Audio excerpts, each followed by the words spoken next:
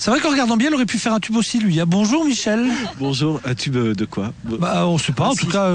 On a déjà des traces de chansons maintenant. C'est vrai que la semaine dernière, j'ai eu pas mal de retours sur votre prestation. Ça fait un petit buzz sur Facebook, il paraît. On m'a dit, ouais, Marilyn, elle s'est un peu dégonflée, elle n'a même pas chanté. J'avais pas de voix. Oui, mais ça, c'est une excuse, alors. Non.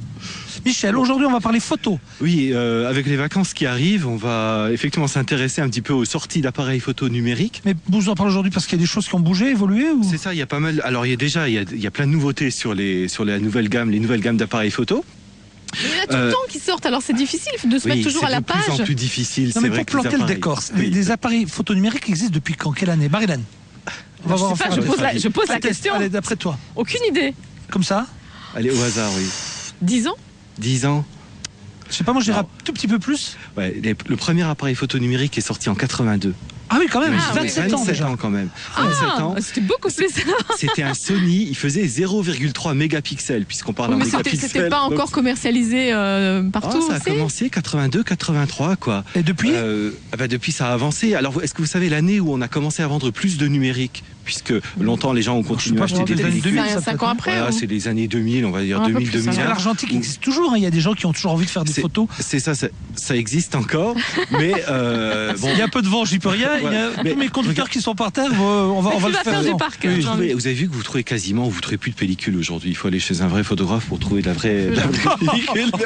Voilà, là, elle attaque fort. Oui. Donc, alors, c'est vrai que maintenant, on se bat avec cette évolution-là, beaucoup sur les fonctionnalités. Alors, juste aussi une petite remarque, qu'est-ce qui a changé pendant ces 25 ans? Je l'ai posé à peu près il y a 3-4 minutes, mais si vous voulez aller à un moment donné à la droite à la réponse, qu'est-ce qui a évolué sur les appareils photo numériques?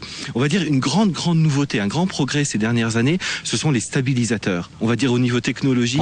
C'est ça qui a plus rapide photo aujourd'hui, c'est ce que vous dites. C'est ça, le stabilisateur sert à faire une image nette. Normalement, on le place avec un anti-vibreur, c'est ça? C'est ça, le stabilisateur, voilà, c'est quelque chose qui corrige la vibration de l'appareil. Oui, mais alors le problème, moi, sur le mien, en tout cas, je sais pas si c'est sur les autres pareils, c'est qu'une fois qu'on a mis ce système-là, on peut pas mettre les autres fonctions. Alors c'est embêtant. Ah, mais ça dépend des appareils. Ouais, je crois qu'il faut que vous en achetiez. Chez vous, j'ai pas le top, alors j'ai pas le top. Présentez-nous ce que vous nous avez ramené, Michel, parce qu'on arrive déjà à la fin de la rubrique. Alors juste rapidement, Jean-Luc, qu'est-ce qui a changé aussi, si vous avez eu l'habitude d'utiliser des appareils numériques, c'est la vitesse de prise de vue. Je ne sais pas si vous vous souvenez les premiers appareils numériques où il y a quelques années, on attendait 1, 2, 3 secondes entre chaque photo. Donc ça aussi, c'est un gros progrès. C'est que maintenant, c'est devenu instantané. On n'a plus de temps de latence. Et ça, c'était gênant quand même sur les appareils numériques. C'est une grosse critique qu'on faisait il y a quelques années. Toujours qu'avec une impulsion, on pouvait faire maintenant jusqu'à 30 photos. On va voir, c'est un de mes appareils. Vous avez des exemples aussi, Michel, que vous avez apportés. Juste dernier point, allez, c'est l'autonomie. On a quand même beaucoup gagné en autonomie. Je ne sais pas si vous vous souvenez, quand on partait en voyage, il fallait ramener 3 jeux de piles avec. Donc maintenant, on est à des appareils qui ont plusieurs jours d'autonomie, même si on utilise le flash, si on utilise toutes les fonctions. Donc ça, c'est pas mal. Juste une chose, vous avez ramené un aquarium. J'ai toujours pas compris pourquoi vous avez ramené un aquarium. C'est pour après, c'est pour le final. Alors, je vous ai ramené donc une petite palette d'appareils. Ce sont tous des sorties récentes. Allez, on commence par le premier. Le premier, c'est le Canon PowerShot. C'est un appareil à 340 €. Quelle est sa particularité? C'est actuellement le compact qui possède le zoom le plus important. Donc c'est un zoom de 12 fois. Alors si on voit, c'est vrai que ça fait un gros appareil. Je vais essayer de sortir un peu. Vous voyez, avec stabilisateur optique. Donc c'est un zoom qui est très impressionnant. Et cet appareil choisit également automatiquement le mode. Vous savez, on a des modes paysage, portrait, etc. Et lui choisit. Si vous faites de près, il se met en mode macro tout seul. Si je vous regarde, il se met en portrait, etc. Le zoom, c'est important pour vous? Très important, essentiel, je dirais. Non, mais en plus, il est stabilisé et c'est vrai que ça fait vraiment des photos très jolies avec un gros zoom. Ensuite, ensuite, le deuxième modèle,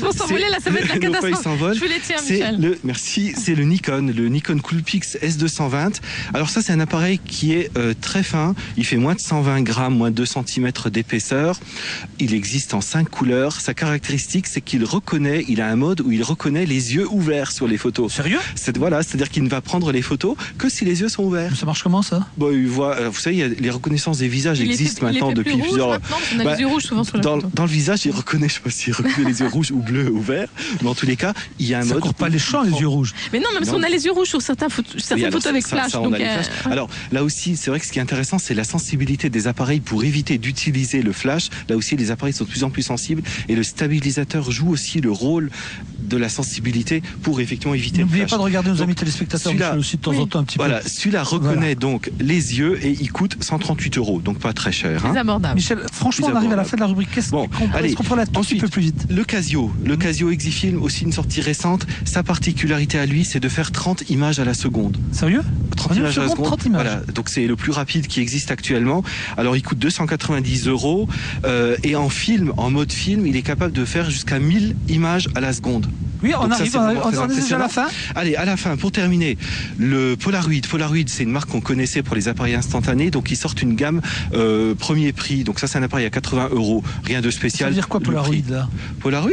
Vous avez la photo qui... Non, il n'y a rien, c'est un vrai numérique, simplement en premier prix. Ce sont des entrées de gamme 80 €. Et enfin, je vous ai gardé le meilleur pour la fin. Le meilleur pour la fin, c'est le nouvel appareil Olympus étanche.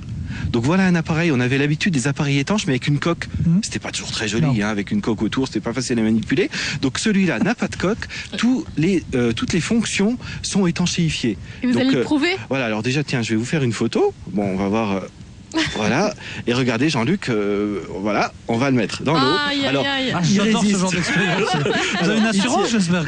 Il tient à 3 mètres de profondeur, bon c'est pas de la grosse plongée, il peut faire des photos jusqu'à moins 10 degrés et il résiste à une chute d'1,50 m. On m'a garanti sur un sol dur. Et le prix, vous l'avez dit? Le prix donc de celui-là, c'est 280 €. Payable en liquide. Et vous voulez que j'aille le chercher? Maintenant, on va aller le chercher. Parce qu'il faut nous prouver quand même.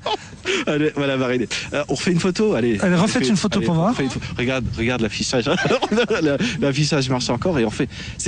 Montrer à nos amis téléspectateurs. Tout doit être montré à nos amis téléspectateurs. C'est impressionnant. Non, l'autre côté à nos amis téléspectateurs. Voilà, comme ça, c'est bien. Voilà, et vous voyez qu'il fonctionne encore. Donc, il fonctionne après son bain. Et c'est vraiment, c'est bien parce que c'est vrai que c'est pas encombrant et c'est hyper pratique pour emmener partout. Et bien voilà, merci pour tout cela, Michel. C'était vraiment très bien.